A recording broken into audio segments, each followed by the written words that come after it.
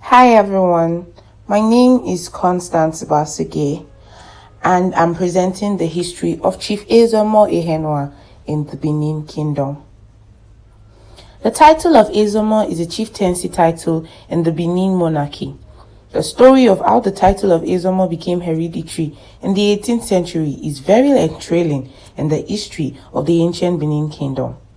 Prior to the time of Ezomo Ehenua in the 18th century, the title was bestowed on any renowned Benin warrior by the Oba of Benin, but at the time of Ehenua, the title was reformed and became a hereditary title during the reign of Oba Ekenwa I.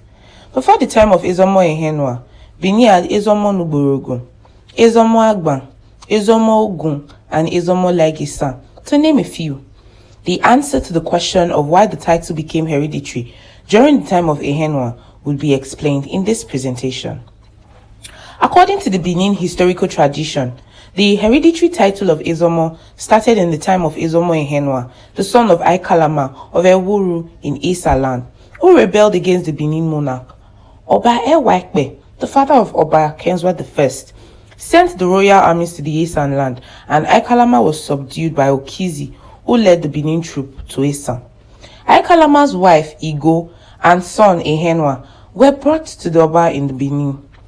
Ehenua and Ekenwa I grew up together under the guidance of Enude, and they were very close friends.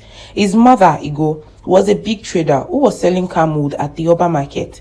Since then, any prince and princess of the Ezomo family is affiliated with the nickname the child of a wood seller.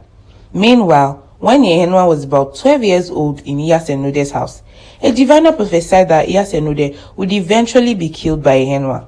After this prediction, his relationship with Enude turned sour. Enude immediately started strategizing on how to sacrifice Ehenua to his Hei.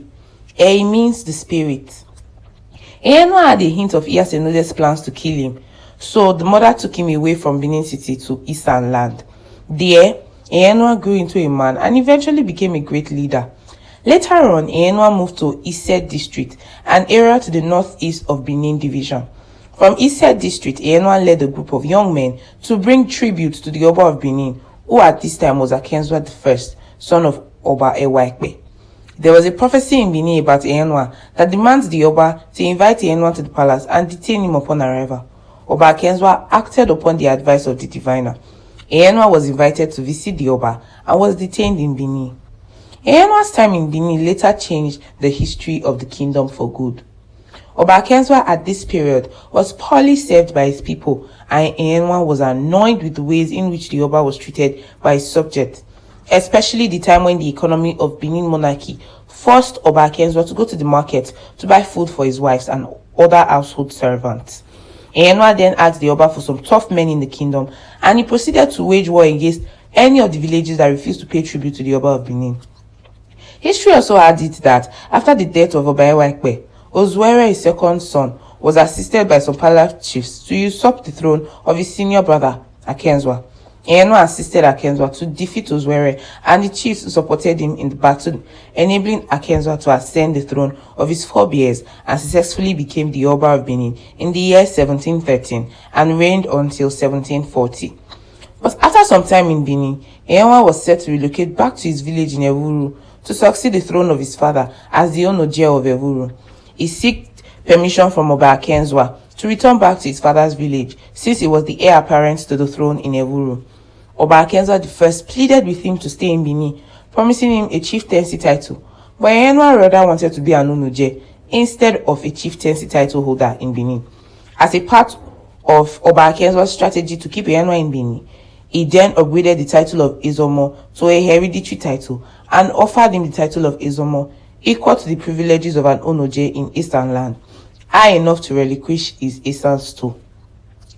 Ezomo Ehenua was given the permission to live in a semi-independent state in Uzebu and kept his own court with his family and chose the family greetings of Laigesan.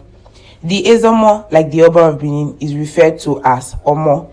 His wives are called Iloi, the queens, and the children are called Okoro for the prince and Uvi for the princess.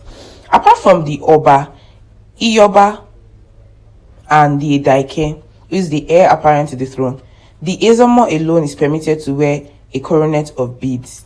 The Ezomo also has the authority to have a sword bearer or mother with bronze anklet.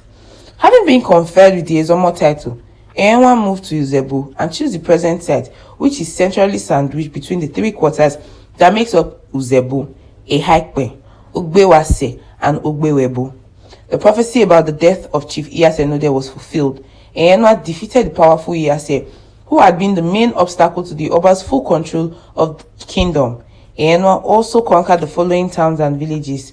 To mark his time, Ehenua planted an Iroko tree at Unuogwa, as well as Ikemi tree, near where the petrol station is sited. The Iroko tree fell on the 25th July 1951. In retrospect, one would understand the reasons why the Oba of Benin upgraded the Ezomo status during the time of Ehenua to a more high position in the kingdom. Ehenua truly demonstrated an uncommon sense of sincerity and honesty to his bosom friend and brother, Oba Akenzwa I. So guys, this is where we'll end today's story. Don't go nowhere. It's Nebo TV Canada. We'll be bringing you more stories on our next episode. Oba Ratokbe Ise.